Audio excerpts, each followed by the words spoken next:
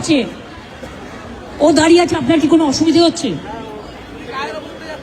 গায়ের উপর কেউ ওঠেনি, আপনি তো ওখানে বসে আছেন। সবসময় বাড়াবাড়ি করবেন না। আপনারা আমার বক্তৃতাটাই নষ্ট করে দিচ্ছেন।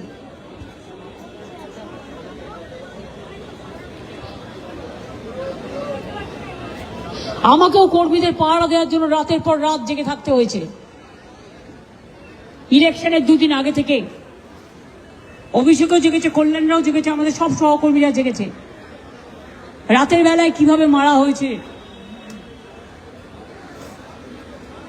একজনকে জিজ্ঞেস করেছেন আমাদের কোনো একজন এমএলএ যে আপনি কেন এসব করছেন, আপনার ওখানে এত বাড়ি ভাঙলো, 7,000 লোককে উচ্ছেদ করলো, আপনি তো তাদের পাশে দাঁড়ালেন না। আর কল্যাণ তো বলেই দিয়েছে বাড়িগুলো তৈরি কিভাবে হয়েছে।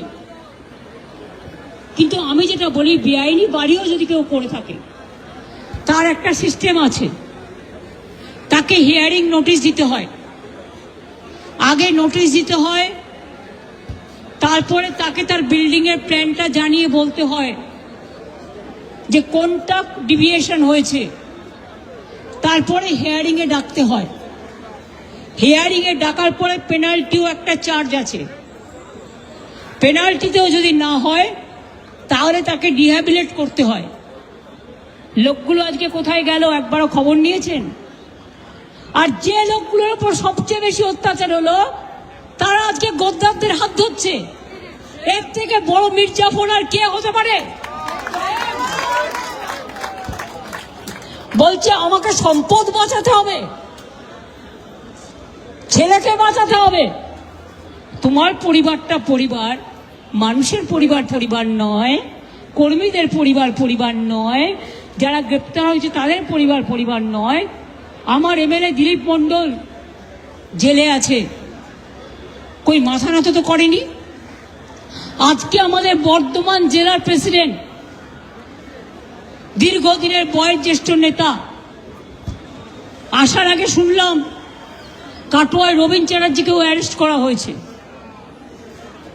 আমাদের কাউন্সিলর পয়েলগাঁও কেসে যখন বাবা মাকে দেখার কেউ ছিল না বেহালায়, সুদীপ বলে আমার কাছে আসতো এবং তাকে দিয়ে পরিবারটাকে আমি পাশে দাঁড় করিয়েছিলাম।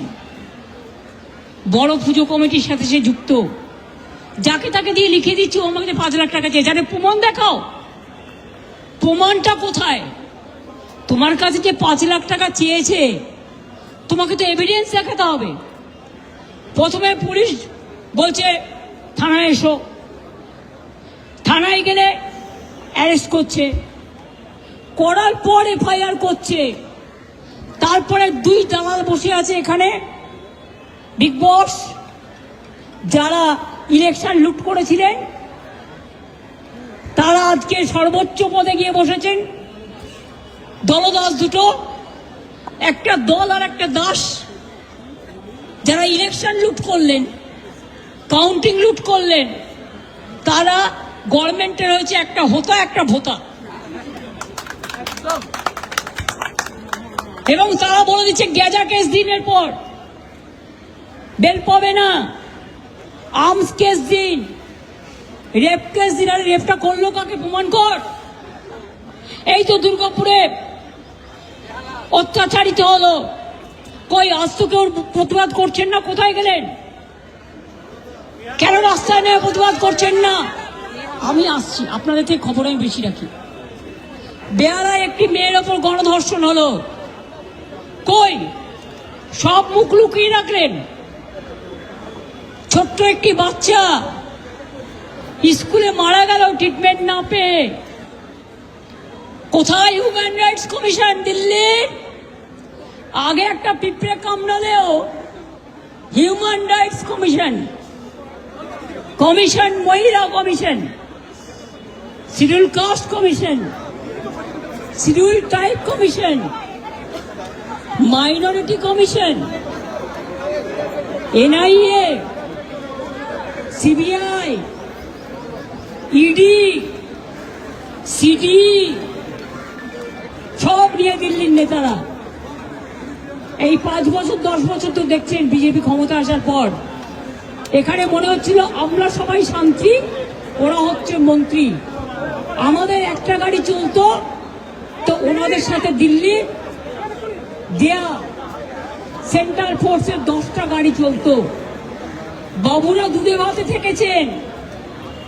বলুন তো, জ্যোতিবাবু সরে যাওয়ার পর কোনদিন জ্যোতিবাবুর বাড়ির সামনে গিয়ে কেউ একটা স্লোগান দিয়েছেন? বুদ্ধদেব বাবু হেরে যাওয়ার পর কোনো একদিন তার বাড়ির সামনে কেউ একটা স্লোগান দিয়েছেন? তাহলে আজকে আপনারা আমার বাড়ির সামনে লুম্পেন পাঠিয়ে বলছেন হার্ট অ্যাটাক হয়ে মর। আরে আমি এখন মরবো না যতদিন তোদের সরাবো না।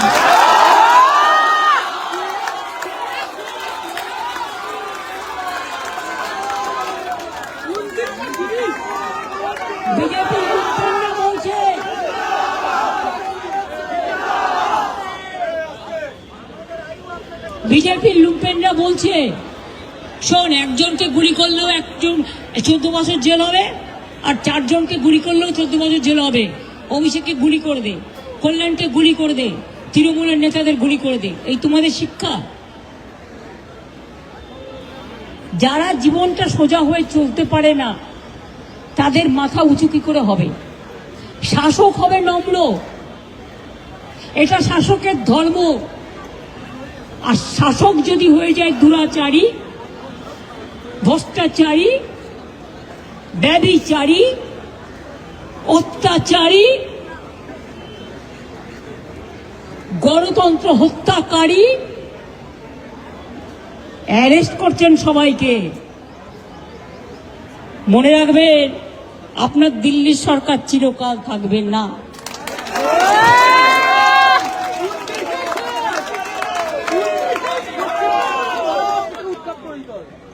বিনাশের শুরু হয়ে গেছে।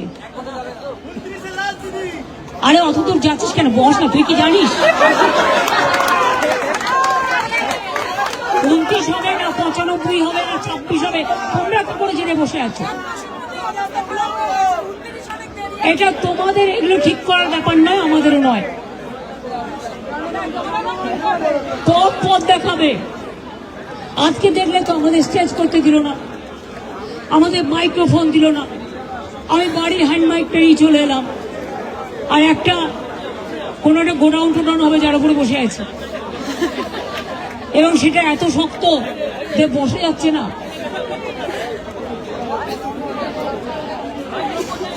তাও মনে রাখবে মেরুদণ্ডটা শক্ত।